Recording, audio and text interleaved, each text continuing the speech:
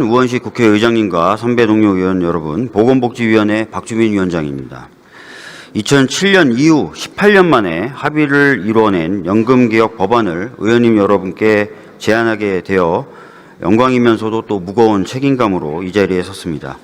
우리 사회는 급속한 고령화와 저출생이라는 심각한 인구구조 변화에 직면해 있습니다. 이러한 변화는 국민연금의 지속 가능성을 크게 위협해왔고 연금 개혁이 하루 늦어질 때마다 미래 세대가 짊어져야 할 부담은 더욱 커질 수밖에 없는 상황입니다. 오늘의 연금 개혁 법안은 국민의 소중한 노후를 더욱 든든히 지키겠다는 절박한 마음으로 마련되었습니다. 솔직히 협의 과정이 쉽지는 않았습니다. 많은 어려움과 갈등이 있었고 또 여기 계신 몇몇 의원님들을 제가 본의 아니게 괴롭히기도 했던 것 같습니다. 이 자리를 빌려서 진심으로 죄송하고 또 깊은 감사의 마음을 표하겠습니다. 하지만 여기 계신 모든 분들이 포기하지 않고 수많은 논의와 타협을 거친 끝에 오늘 뜻을 모으게 되었습니다. 여야 모두 법안을 발의했고 또 여야 모두 치열하게 논의하고 합의하였습니다. 국민의 삶을 지키는 일에 여야가 따로 있을 수 없다는 사실을 다시 한번 깊이 느끼는 계기가 되었습니다. 이제 이 법안을 통해 국민연금이 지속가능한 복지제도로서 그 역할을 다하고 현 세대뿐만 아니라 우리 다음 세대의 미래까지 안정적으로 책임질 수 있는 기반을 마련하고자 합니다.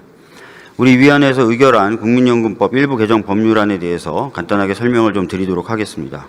이 대안은 강선우 의원, 김남희 의원, 김미애 의원, 김선민 의원, 김혜지 의원, 김윤 의원, 김태년 의원, 남인순 의원, 박수영 의원, 서영석 의원, 성일종 의원, 소병훈 의원, 안상훈 의원, 이수진 의원, 전진숙 의원, 한정혜 의원이 각각 대표 발의한 24건의 법률안을 통합 조정한 것으로 현행 9%인 보험료율을 2026년부터 매년 0.5%씩 8년간 인상하여 2033년부터는 13%가 되도록 하고 40%인 소득 대체율을 26년부터 43%가 되도록 하며 국민연금 급여의 안정적, 지속적인 지급을 국가가 보장하도록 명문화하려는 것입니다.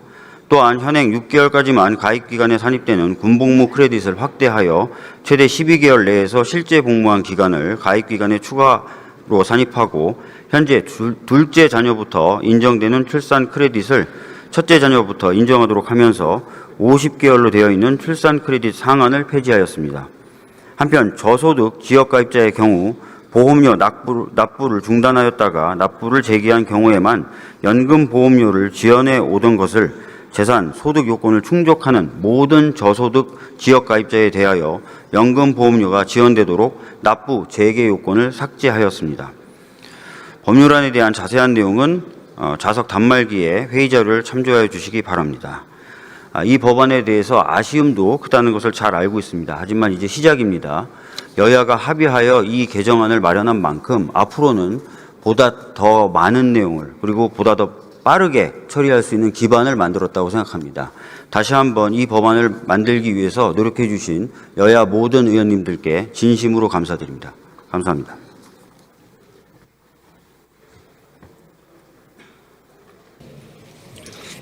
네, 박주민 위원장 수고하셨습니다. 이 안건에 대해 토론 신청이 있으므로 토론을 듣도록 하겠습니다. 먼저 천하람 의원 나오셔서 토론해 주시기 바랍니다.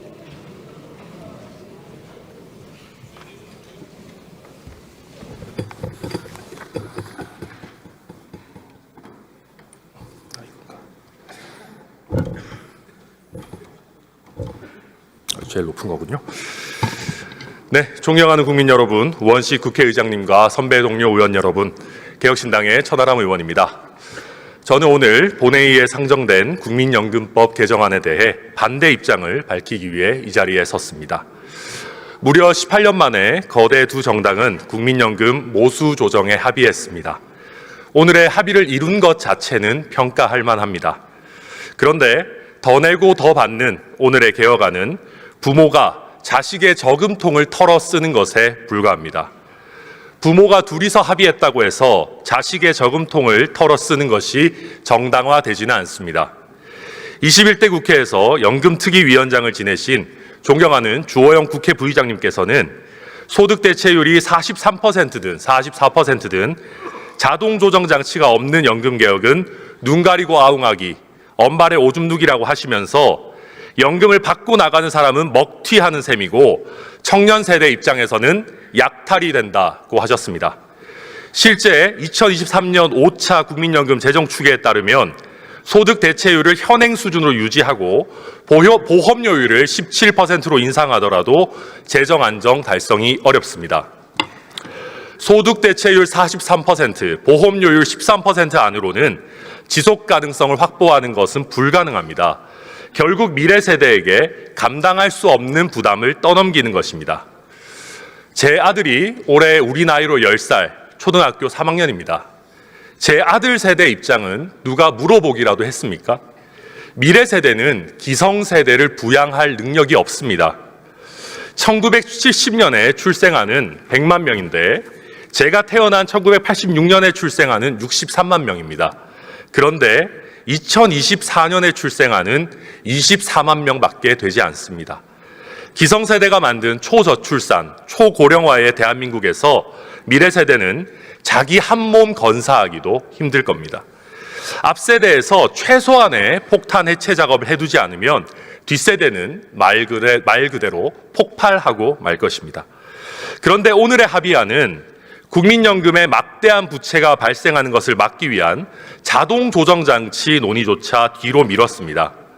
민주당이 기성세대의 연금액 삭감을 걱정하면서 자동 조정장치에 사실상 반대하고 있는 상황에서 특위에서 자동 조정장치가 도입될 것이라고 확신하기는 어렵습니다. 자동 조정장치에 대한 반대는 현행 개편안이 지속 불가능하다는 것을 반증합니다. 반드시 선행되어야 할 구조조정에 대한 담보 없이, 구조개혁에 대한 담보 없이 오늘 더 내고 더 받는 모수 조정만을 한다는 것에는 결코 동의할 수 없습니다. 심지어 오늘의 모수 조정은 그 자체로 기존의 정부안보다도 우리 청년, 미래 세대에게 가혹한 계약안입니다. 당초 제시된 정부안은 청년 세대의 과중한 부담을 막기 위해서 50대는 연간 1%씩, 40대는 연간 0.5%, 30대는 0.33%, 20대는 0.25%씩 올리는 것이었습니다. 젊은 층일수록 납입 기간은 길고 보험료 부담은 커지는 상황을 반영한 겁니다.